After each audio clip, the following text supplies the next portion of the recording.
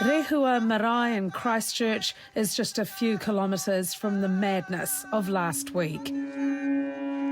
A safe meeting place where two cultures who are worlds apart can share a mutual understanding. The tangata whenua have already walked this line. I'm sure you can ask any tangata whenua and go, is there racism in New Zealand? Nobody's going to say, oh, no.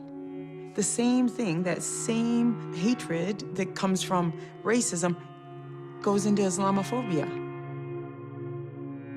Aliya Danzeisen is a Muslim community leader and a former coordinator with the Islamic Women's Council of New Zealand. She's long held grave fears that a terrorist threat directed at Muslims was possible in Aotearoa. This feeling, this unease, has it always been there? Has the threat been growing?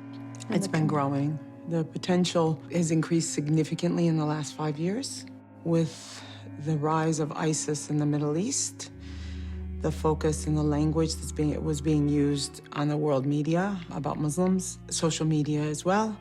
Those concerns have increased the harassment significantly, and the platform for hate has been allowed to broaden significantly. What is it like being a young Muslim woman in Aotearoa today? Sometimes I feel like I blend in. I'm a Kiwi like everyone else. But other times I feel like I'm an outsider. I'm a visibly Muslim woman. I wear the hijab. I know other Muslim women don't.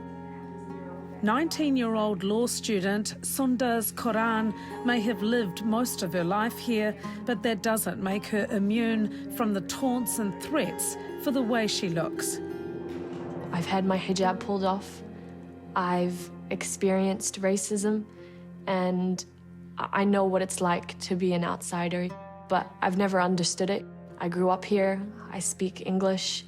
I contribute to society. My day-to-day life is like everyone else. The only difference is my faith, my prayers, my hijab, my belief in God.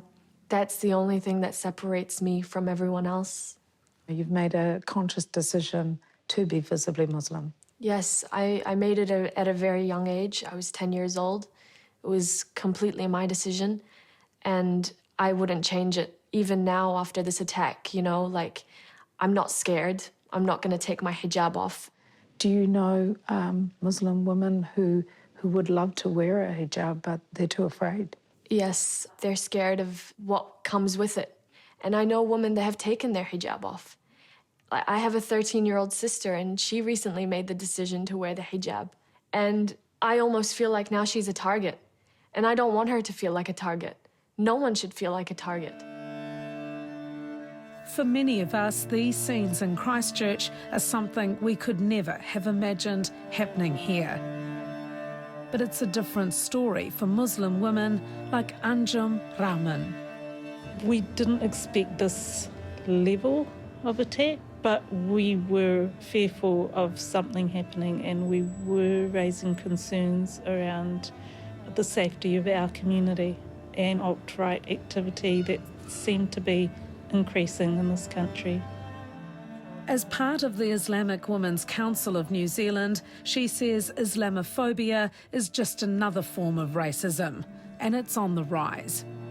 That's why we started our government engagement. We wanted to present our concerns to the government and let them know about the support that we felt was needed so that our community was able to deal with the pressures that were becoming much more difficult to cope with because there were so many more incidents and we could see so much more need. The Islamic Women's Council of New Zealand's concerns were so serious, it prompted them to draft a report back in 2015, reaching out to police and the Ministry of Social Development, urging them to support them. The report identified 9 key areas of concern. Included in that, better reporting of hate crimes, discrimination for job opportunities, and increasing fears for their safety. Your concerns were discounted. It appears to be. We raised the concern about the rise in white nationalism, and I think that they didn't take us seriously. I don't think it was malicious, but they definitely underestimated the possibility and they thought that we were because we're women, we're Muslim women, but we knew what hate was there, and we raised it, and as far as I know, nothing's been done. I think that a lot of people have been saying these things for a long, long time. There has been so much debate, but it's about whose voices get amplified, who gets to speak, who gets the opinion pieces, who gets to host the talkback radio shows. They all add to it. They all add to it. It means that the myriad variety of voices around these issues were not being heard, and they weren't being heard loud enough. What about the role of news media organisations?